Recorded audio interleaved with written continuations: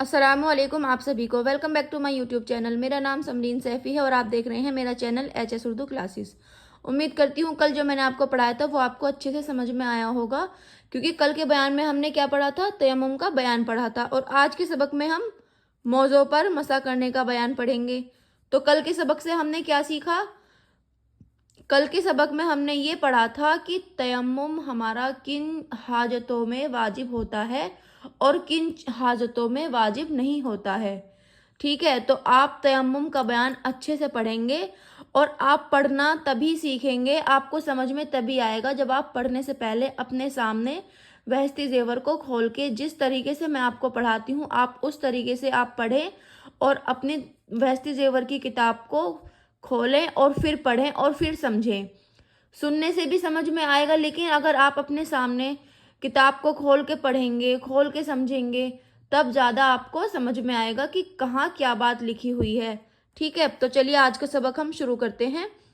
अऊज़ु बिल्लाहि मिनश शैतानिर रजीम, बिस्मिल्लाहिर रहमानिर रहीम। मौज़ों पर मसह करने का बयान। मसला 1, अगर चमड़े के मोज़े वज़ू करके पहन लेवे और फिर वज़ू टूट जावे तो फिर वज़ू करते वक्त मोज़ों पर मसा कर लेना दुरुस्त है, और अगर मोज़ा उतार कर पैर धो लिया करे तो ये सबसे बेहतर है। नंबर 2, अगर मोज़ा उतना छोटा हो कि टखने मोज़े के अंदर छिपे हुए ना हो तो इस पर मसा दुरुस्त नहीं। उसी तरह अगर बग़ैर वज़ू किए मोज़ा पहन लिया तो इस पर भी मसा दुरुस्त नहीं, उतार कर पैर धोना चाहिए। मसला नंबर 3, मुसाफिरत में 3 दिन 3 रात तक मोज़ों पर मसा करना दुरुस्त है, और जो मुसाफिरत में ना हो उसको 1 दिन और 1 रात और जिस वक्त वज़ू टूटा है उस वक्त से 1 दिन रात या 3 दिन रात का हिसाब किया जाएगा। जिस वक्त मोज़ा पहना है उसका एतबार ना करेंगे। जैसे किसी ने ज़ोहर के वक्त वज़ू करके मोज़ा पहना, फिर सूरज डूबने के वक्त वज़ू टूटा तो अगले दिन के सूरज ढलने तक मसा करना दुरुस्त है, और मुसाफिरत में तीसरे दिन के सूरज डूबने तक जब सूरज डूब गया तो अब मसा करना दुरुस्त नहीं रहा। मसला नंबर 4, अगर कोई ऐसी बात हो गई जिससे नहाना वाजिब हो गया तो मोज़ा उतार कर नहावे। गुस्ल के साथ मोज़ों पर मसा करना दुरुस्त नहीं, यानी कि अगर हमारी ऐसी हालत हो गई या हमारे साथ ऐसा कुछ हो गया कि हमें अब नहाना दुरुस्त है, हमारा नहाना जायज़ है, तो जब हम नहाएंगे तो हम गुस्ल करेंगे। जब हमारा बदन नापाक हो जाएगा तो जब हमारा बदन नापाक हो जाएगा तो बाल बराबर भी अगर सूखा रह जाएगा तो हमारा गुस्ल पाक नहीं होगा, इसीलिए कि मोज़ा उतार कर मसा करना दुरुस्त है। क्योंकि अगर हम गुस्ल नापाक हैं तो चाहे हम 7 समंदर में भी डूब जाएं, डुबकी लगा लें, तो भी हम पाक नहीं होंगे। हमें हर दफ़ा हर 24 घंटे हमें हर डेली हमें गुस्ल पाक रहना चाहिए, क्योंकि मौत का कुछ भी पता नहीं कब किस वक्त हमारी मौत आ जाए। तो इसीलिए हमें गुस्ल पाक रहना चाहिए और अपने बच्चों को भी गुस्ल के बारे में बताना चाहिए। मसला नंबर 5, मोज़ा के ऊपर की तरफ मसा करे, तलवे की तरफ मसा ना करे। मसला नंबर 6, मोज़ों पर मसा करने का तरीक़ा ये है कि हाथ की उंगलियां तर करके आगे की तरफ रखे, उंगलियां तो समूची मोज़ों पर रख देवे और हथेली मोज़े से अलग रखे, फिर उनको खींचकर टखने की तरफ ले जावे, और अगर उंगलियों के साथ हथेली भी रख देवे और हथेली समेत उंगलियों को खींच कर ले जावे तो भी दुरुस्त है। मसला नंबर 7, अगर कोई उल्टा मसा करे यानी टखने की तरफ से खींचकर उंगलियों की तरफ लावे तो भी जायज़ है, लेकिन मुस्तहब के खिलाफ है। ऐसे ही अगर लंबाई में मसा ना करे बल्कि मोज़ों के चौड़ान में मसा करे तो भी दुरुस्त है, लेकिन मुस्तहब के खिलाफ है। मसला नंबर 8, अगर तलवे की तरफ या एड़ी पर या मोज़ों के अगल बगल में मसा करे तो ये मसा दुरुस्त नहीं हुआ। مسئلہ نمبر 9، اگر پوری انگلیوں کو موزوں پر نہیں رکھا بلکہ فقط انگلیوں کا سرا موزوں پر رکھ دیا اور انگلیاں کھڑی رکھی تو یہ مسح درست نہیں ہوا۔ البتہ اگر انگلیوں سے پانی برابر ٹپک رہا ہو جس سے یہ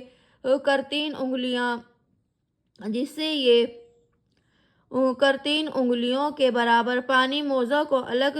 ہو جاوے تو درست ہو جاوے گا۔ مسئلہ نمبر 10، مسح میں مستحب تو یہی ہے کہ ہتھیلی کی طرف سے مسح کرے، اور اگر کوئی ہتھیلی کے اوپر کی طرف سے مسح کرے تو بھی درست ہے۔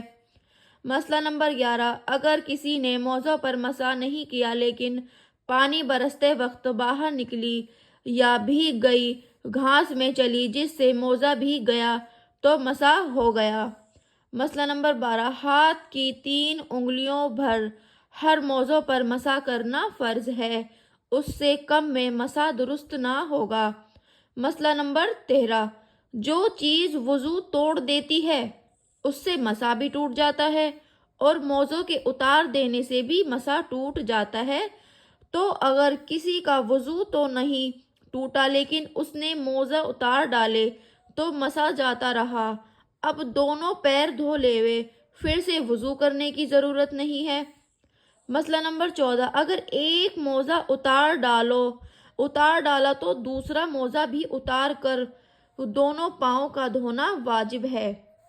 مسئلہ نمبر 15، اگر مسح کی مدت پوری ہو گئی تو بھی مسح جاتا رہا، اگر وضو نہ ٹوٹا ہو تو موزہ اتار کر دونوں پاؤں دھوئے، پورے وضو کا دہرانا واجب نہیں، اور اگر وضو ٹوٹ گیا ہو تو موزے اتار کے پورا وضو کرے۔ یعنی کہ جو ہمارا مسح ہوتا ہے، جن چیزوں سے ہمارا وضو ٹوٹتا ہے انہی چیزوں سے ہمارا مسح بھی ٹوٹ جاتا ہے۔ اور وضو آپ کو پتا ہے کہ وضو ہمارا کن کن چیزوں سے ٹوٹتا ہے، پیچھے سے ہوا پاس ہونے سے، اور ہمارا بدن کا ناپاک ہونے سے، ہمیں ہنسنے سے، ہمیں چغلی کرنے سے، گالی دینے سے، جن جن چیزوں سے ہمارا وضو ٹوٹتا ہے انہی چیزوں سے، انہی باتوں سے ہمارا مسح بھی ٹوٹ جاتا ہے۔ مسئلہ نمبر 17، موزوں پر مسح کرنے کے بعد کہیں پانی میں پیر پڑ گیا اور موزہ ڈھیلا تھا، اس لیے موزے کے اندر پانی چلا گیا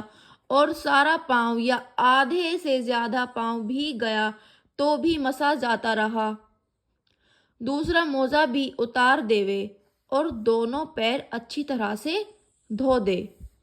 مسئلہ نمبر 17، جو موزہ اتنا پھٹ گیا ہو کہ چلنے میں پیر کی چھوٹی 3 انگلیوں کے برابر کھل جاتا ہے، یعنی کہ جو موزہ پھٹا ہوا ہوتا ہے، جو پھٹ جاتا ہے، اتنا پھٹ گیا کہ چلنے میں پیر کی چھوٹی انگلیوں، پیر کی جو چھوٹی کن کی انگلی سے جو 3 انگلی ہوتی ہیں کہ چھوٹی 3 انگلیوں کے برابر کھل جاتا ہے تو اس پر مسح درست نہیں، اور اگر اس سے کم کھلتا ہو تو مسح درست ہے۔ مسئلہ نمبر 18، اگر موزوں کی سیون کھل گئی، یعنی کہ موزوں کی جو سلائی ہوتی ہے وہ کھل گئی لیکن اس میں سے پیر نہیں دکھلائی دیتا تو مسح درست ہے، اور اگر ایسا ہوا کہ چلتے وقت تو 3 انگلیوں کے برابر پیر دکھلائی دیتا ہے اور یوں نہیں دکھلائی دیتا تو مسح درست نہیں۔ مسئلہ نمبر 19، اگر ایک موزہ میں 2 انگلیوں کے برابر پیر کھل جاتا ہے اور دوسرے موزے میں 1 انگلی کے برابر تو کچھ حرج نہیں، مسح جائز ہے۔ یعنی کہ ہمارے 2 موزے، جیسے تو ایک موزے میں ہمارے 2 انگلیوں کے برابر پیر کھل جاتا ہے، یعنی کہ 2 انگلیوں کے برابر ہمارا موزہ پھٹا ہوا ہے، اور دوسرا موزہ ہمارا 1 انگلی کے برابر پھٹا ہوا ہے، تو اس میں کوئی حرج نہیں ہے، آپ کا مسح جائز ہے۔ اور اگر ایک ہی موزہ کئی جگہ سے پھٹا ہے اور سب ملا کر 3 انگلیوں کے برابر کھل جاتا ہے تو مسح جائز نہیں، یعنی کہ ہمارا موزہ کئی جگہ سے پھٹا ہوا ہے اور وہ اتنا پھٹا ہوا ہے کہ 3 انگلیوں کے برابر ہے، اگر ہم 3 انگلیوں کو ہم ناپیں گے اور اتنا ہمارا موزہ پھٹا ہوا ہے تو ہمارا مسح درست نہیں ہوا، جائز نہیں ہوا، اور اگر اتنا کم ہو کہ سب ملا کر بھی پوری 3 انگلیوں کے برابر نہیں ہوتا تو مسح درست ہے۔ مسئلہ نمبر 20، کسی نے موزوں پر مسح کرنا شروع کیا اور بھی ایک دن رات گزرنے نہ پایا تھا کہ مسافر ہو گئی۔ یعنی کہ کسی نے موزے پر مسح کرنا شروع ہی کیا تھا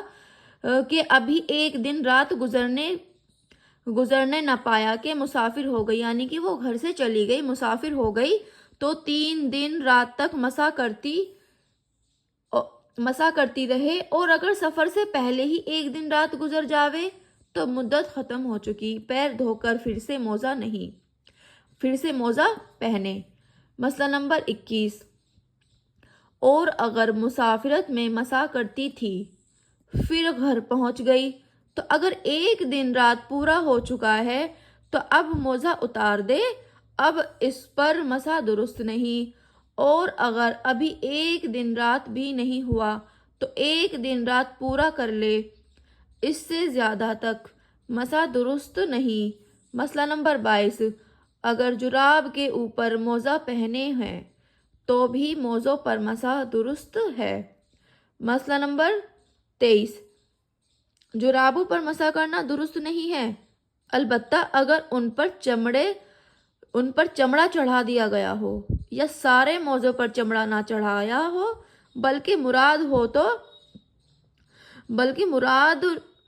نہ جوتے کی شکل پر چمڑا لگا دیا گیا ہو، یا بہت سنگین اور سخت ہو کہ بغیر کسی چیز سے باندھے ہوئے آپ ہی آپ ٹھہرے رہتے ہو، اور ان کو پہن کر 3-4 میل رستے بھی چل سکتی ہو، تو ان سب صورتوں میں جراب پر بھی مسح درست ہے۔ مسئلہ نمبر 24، برقع اور دستانوں پر مسح درست نہیں، یعنی کہ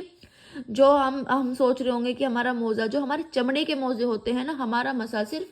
ان چمڑوں کے موزے پر ہی جائز ہے، لیکن جو ہمارا نارمل جو ہمارے جراب ہوتے ہیں ان پر ہمارا مسح جائز نہیں ہے، نہ ہمارا برقع پر مسح جائز ہے، نہ ہمارے دستانوں پر مسح جائز ہے، کیونکہ ہمارے جو دستانوں کا کپڑا ہوتا ہے وہ کس طریقے کا ہوتا ہے، وہ تھوڑا پتلا لائلون جیسا ہوتا ہے، تو ہمارا ان دستانوں پر مسح جائز نہیں ہوگا، نہ ہی ہمارے برقعے پہ مسح جائز ہوگا۔ ہمارا جو مسح جائز ہوگا وہ صرف چمڑے کے بنے ہوئے موزوں پر ہی مسح جائز ہوگا۔ تو آج کے اس بیان میں ہم نے کیا پڑھا؟ مسح کرنے کا بیان پڑھا، کیونکہ اللہ تعالیٰ نے فرمایا ہے ہرگز بھی نماز چھوڑنا جائز نہیں ہے، چاہے آپ مسح کرو، وضو کی حالت میں نہ ہو، وضو نہیں کر پا رہی ہو، وضو نہ کرو، وضو کی حالت نہ ہو تو تیمم کرو، لیکن کسی بھی صورت میں میری پیاری بہنوں نماز قضا نہیں کرنی ہے، اور اگر البتہ کسی مجبوری سے ہماری نماز چھوٹ جاتی ہے تو آپ فوراً جب آپ کو وقت ملے یا آپ کو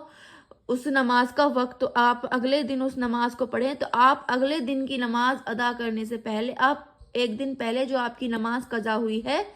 آپ اس نماز کی قضا پڑھیں، پھر آپ اپنی اگلی نماز شروع کریں۔ تو امید کرتی ہوں کہ آپ کو یہ بیان اچھے سے سمجھ میں آیا ہوگا، اور جہاں بھی میری جو بھی غلطی کوتاہیاں ہوئی ہیں انہیں معاف کرنا اور مجھے سدھارنے کی کوشش کرنا۔ اگر آپ کو لگتا ہے کہ میں نے کہیں پر مسٹیک کی ہے تو آپ میری اس غلطی کو سدھاریں اور اپنے گھروں میں بھی تعلیم کو پڑھیں، اپنے گھروں میں تعلیم کریں، چاہے تھوڑی کریں، چاہے ایک ہی بیان پڑھیں، لیکن اپنے گھر میں بھی تعلیم کریں، زیادہ نہیں تو تھوڑی تھوڑی پڑھیں، جس سے آپ کے بچوں کو دین حاصل ہو۔ اور چلیے ملتے ہیں ہم اگلے سبق میں۔ اللہ حافظ۔